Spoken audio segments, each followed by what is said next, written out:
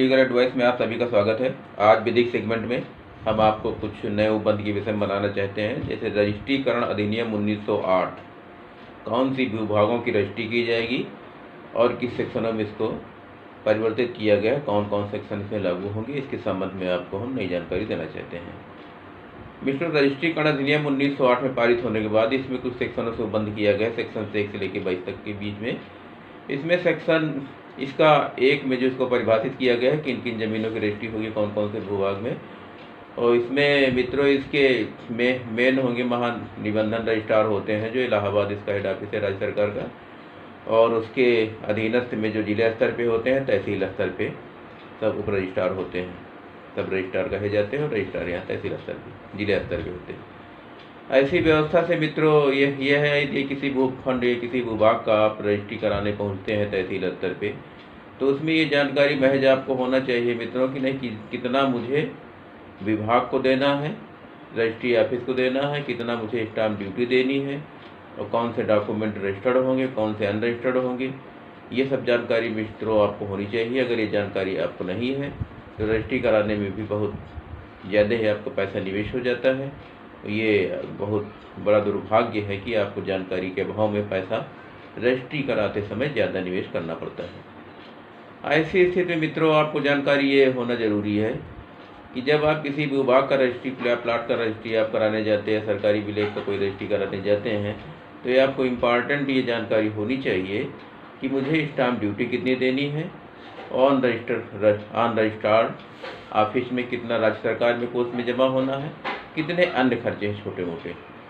ये जानकारी आपको मित्रों बहुत ही इम्पॉर्टेंट है। ऐसी जानकारी के अभाव में आपका पैसा बर्बाद हो जाता है, ये ज़्यादा से ज़्यादा पैसा आपका बर्बाद हो जाता है। इसलिए ये जानकारी मित्रों होना बहुत ज़रूरी है। मित्रों इसमें कुछ सेक्शनों में उसकी व्यवस्था की गई है रजिस्ट्रार की, और सब रजिस्ट्रार और उसकी परिभाषित किया गया है कौन कौन से रजिस्ट्रार, कौन कौन से अधिकारी होंगे, कौन से ऑफिस होंगे। अब मित्रों इस समय वर्तमान समय में व्यवस्था हो गई है, कंप्यूटराइज सिस्टम हो गया है, कंप्यूटर से सारी रजिस्ट्रियाँ हो रही हैं। इसमें किसी प्रकार से मित्रों संदेह नहीं है कि आपकी रजिस्ट्री में कोई किसी प्रकार से कोई गड़बड़ी हो। लेकिन मित्रों ध्यान देने वाली बात यह है कि आपको कितना शुल्क वहाँ पेड करना है, किस तरीके से आपकी रजिस्ट्री होगी और कौन रजिस्ट्री करेगा। अब इसमें प्रश्न ये उठता है कि मित्रों इस समय वर्तमान समय में अधिवक्ता भी विलेख को आपको हैंड राइटिंग से या टाइप टंकड़ करा करके उसका लिखित रूप में सीधे रजिस्ट्री ऑफिस में पेश करके आपको रजिस्टर्ड डॉक्यूमेंट करा सकते हैं। पहले इसके लिए बैनामा लेखक आज भी प्रेजेंट है, लेकिन बैनामा लेखक और प्लस अधिवक्ता दोनों के माध्यम से रजिस्ट्रियाँ ऑल यूपी स्तर पे होने लगी हैं।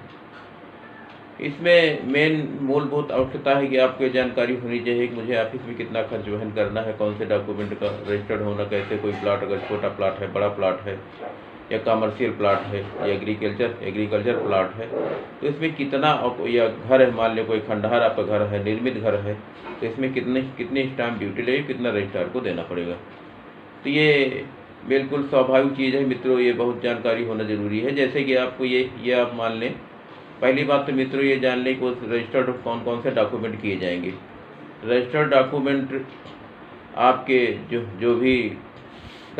जो भूभाग होगा उसका रजिस्टर्ड डॉक्यूमेंट किया जाएगा, और रजिस्टर्ड डॉक्यूमेंट करने के तरीके ऑफिस में हैं, बैनामे के द्वारा, वसीयत के द्वारा, हिबानामे के द्वारा, या अन्य रजिस्टर्ड एग्रीमेंट के द्वारा। कोई भी डॉक्यूमेंट एग्रीमेंट भी आप करा सकते हैं, उसका टाइम कर दिया जाएगा 1 साल, 6 माह, 2 वर्ष, 2 वर्षों तक इसकी जो व्यवस्था है एग्रीमेंट की, इकरारनामा टाइप से इसकी एग्रीमेंट की व्यवस्था रजिस्ट्रार ऑफिस में मौजूद है। तो ये मित्रों इन्हीं सेक्शनों में 1 से लेकर के 22 सेक्शनों के अंतर्गत हवाला दिया गया है।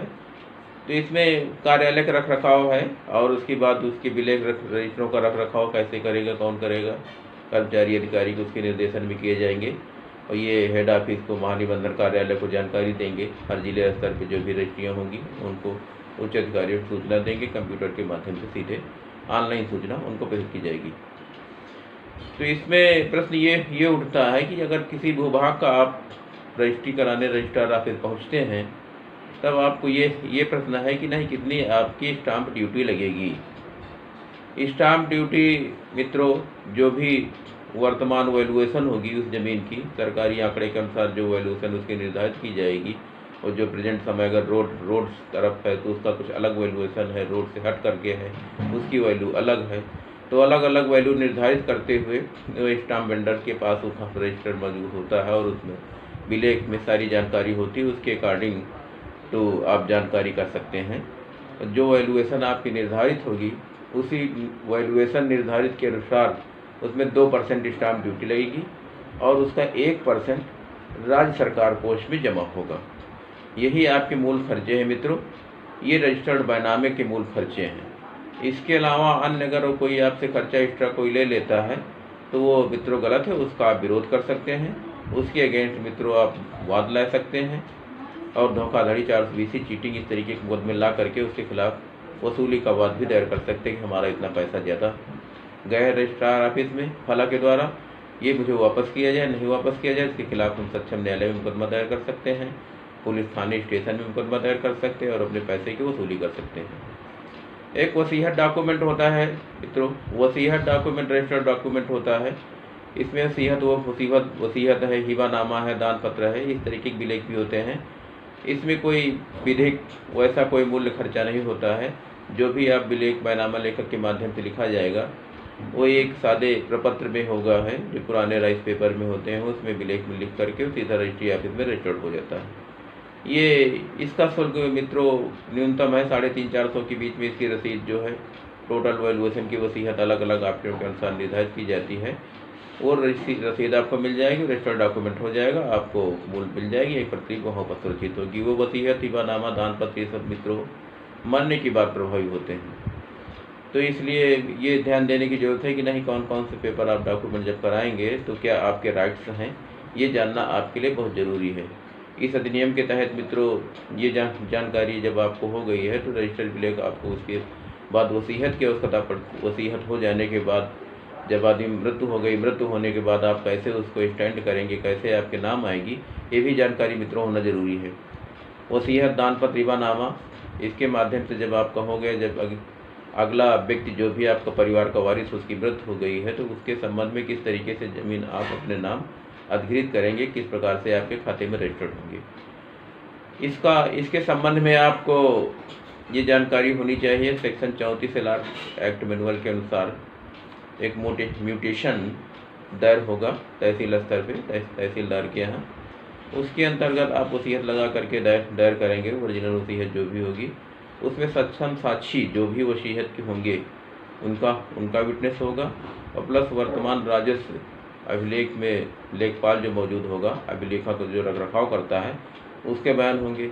उसी बयानों के आधार पे विदिन इसको 30 डेज है, उसको एक प्रतिपक्षी अगर आपके कोई हो परिवार में वारिस हो तो उसको सम्मन जारी होंगे 30 दिन के अंदर, और सम्मन जारी होने के बाद अगले स्टेप में विदिन 6 मंथ मैक्सिमम मान के चलें 6 महीने के अंदर वसीयत का विलेख अगर आप पैरवी करते हैं, एक सप्ताहिक डेट लगती है, तो आपके नाम वसीयत की ज़मीन जो है सीधे आ जाएगी, प्लस वसीयत का जब आदेश हो जाएगा तहसीलदार पाका 11 में दर्ज हो जाएगा, प्लस आपको सीधे दर्ज होने के बाद आपके विलेख में आकर के आपके इंतखाब खसरा खिलौनी जो भी होगा आपके पास मौजूद उसमें दर्ज हो जाएगा।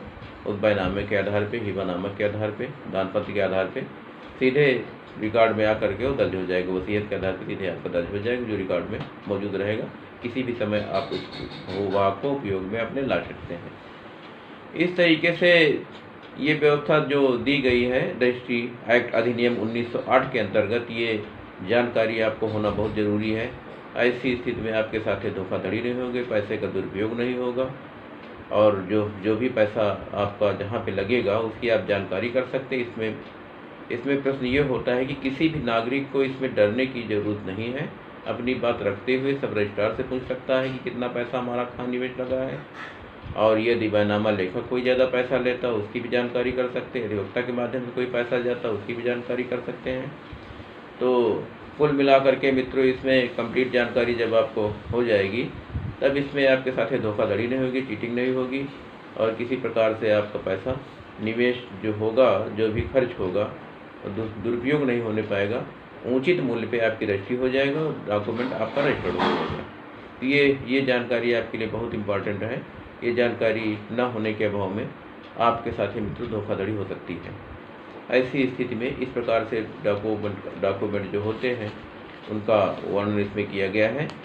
एक प्रश्न ये उठता है कि कितने मूल्य की वस्तु का जो भी भूभाग होगा उसका आप रजिस्टर्ड करने का आपका राइट है। तो इसमें आप सभी लोग जान लीजिए, इसमें 100 रुपये से अगर कम मूल्य है तो उसको छोड़ करके बाकी जो भी विलेख होंगे, जो भी आपके पास प्रॉपर्टी होगी, उसका आप रजिस्टर्ड डॉक्यूमेंट रजिस्ट्री ऑफिस में करवा सकते हैं और डॉक्यूमेंट आपको मिल जाएगा विद स्टाम्प पेपर के माध्यम से, अन्य पेपरों के माध्यम से। ये आप रजिस्टर्ड रजिस्ट्री ऑफिस में करा सकते हैं। अब तो वैवाहिक भी रजिस्ट्री ऑफिस में अनुबंध होने लगे हैं, इसके भी अनुबंध रजिस्ट्रार ऑफिस में हो रहे हैं, ये भी आप करा सकते हैं। इस तरीके से रजिस्ट्री एक्ट अधिनियम 1908 के अंतर्गत जो भी कार्यालय प्रावधानित है हर जनपद स्तर पे, जिले स्तर पे, तहसील स्तर पे, उसमें अपनी जानकारी करके अपने विलेख का, अपने अधिकारों की रक्षा और सुरक्षा कर सकते हैं और डॉक्यूमेंट अपना रजिस्टर करा सकते हैं। इस तरीके से ये जानकारी आपको सूक्ष्म मित्रों बहुत ज़रूरी है। ये जानकारी के अभाव में हमेशा आप धोखाधड़ी का शिकार हो सकते हैं।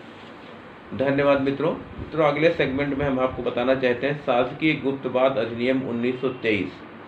ये भी जानकारी मित्रों होनी चाहिए। अगर ये कोई लेख सेवक हो, राज्य सरकार का कर्मचारी हो, केंद्र सरकार कर्मचारी हो, तो उसकी कुछ ऑफिस की गोपनीयता होती है, कुछ गोपनीय डॉक्यूमेंट होते हैं, उनको आप ओपन उजागर जनता के समक्ष नहीं करेंगे। ये आपको जानकारी मित्रों होना बहुत ज़रूरी है। शासकीय गुप्तवाद अधिनियम 1923 ये बहुत ही इम्पॉर्टेंट चीज़ है मित्रों। आजकल नौकरशाह क्या करते हैं, चक्कर जो भी गोपनीय अगर शासन की कोई बात होगी, सरकारी कोई बात होगी, तो उसको उजागर कर देते हैं विलेख के माध्यम से, मौखिक के रूप में या अन्य किसी दस्तावेज के माध्यम से जनता को उपलब्ध करा देते हैं। फिर वो मीडिया में आ जाती है। मीडिया में हाईलाइट होने के बाद उस पर शासन कार्रवाई उस विभागीय कर्मचारी के विरुद्ध कर देता है। ऐसी स्थिति में ये जानकारी आपको मित्रों होना बहुत ज़रूरी है। इस प्रकार से अगर शासकीय डॉक्यूमेंट अगर कोई गोपनीय है तो उसको आप उजागर नहीं करेंगे। ये विभाग की और प्लस आपकी जहाँ पे आप कार्यरत हैं, चाहे केंद्रीय कर्मचारी हो, चाहे राज्य कर्मचारी हो, नौसेना के कर्मचारी, वायुसेना के हो, सैनिक हो, कोई भी कर्मचारी जो भी है, शासकीय गुप्तवाद अधिनियम के अंतर्गत ये अपराध है, इसका आप उजागर नहीं करेंगे। मित्रों इसमें सेक्शन 1 से लेकर के 15 सेक्शन तक उल्लिखित किया गया है।